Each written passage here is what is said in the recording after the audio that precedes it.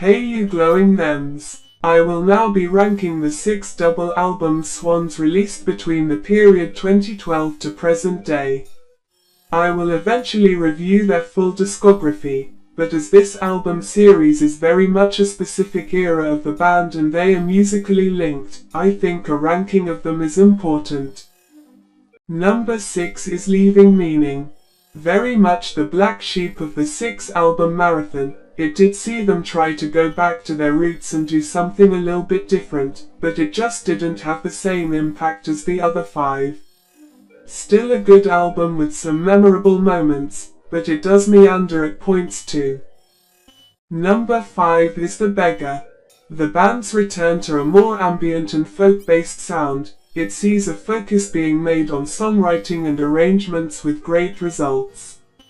The band's longest song shows up on this one, and while it is interestingly pieced together it does meander, overshadow the rest of the album and seems slightly out of place.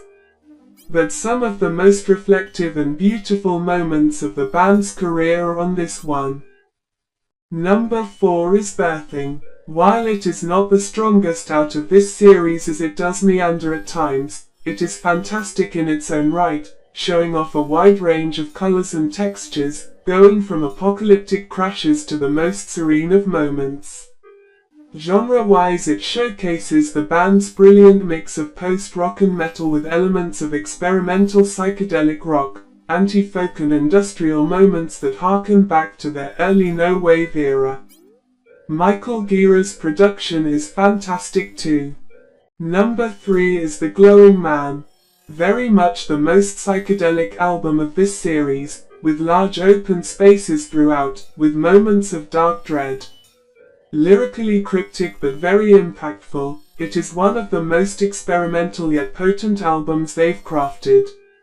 While it does meander at times, it is intentionally done to create a thick atmosphere. Number 2 is The Seer. The first album of this series, it is one of the most unique projects they've ever unearthed. The gargantuan title track is such a journey, but throughout the ability to take the listener through the joys of heaven but then to the utter depths of hell is incredibly impressive. The shorter folky songs are also great little refreshments between the mammoth moments.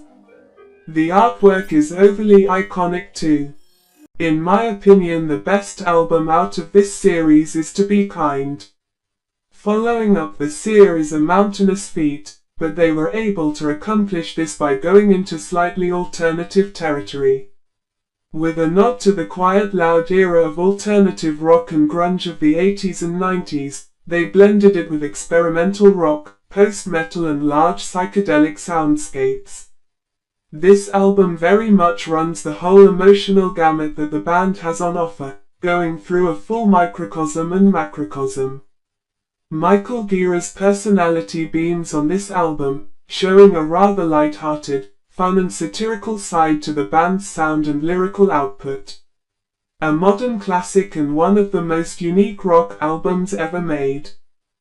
Thanks for watching. Recommend me another album series to rank, or else I will make you date Madonna before you get famous, and she's like 100 years old now.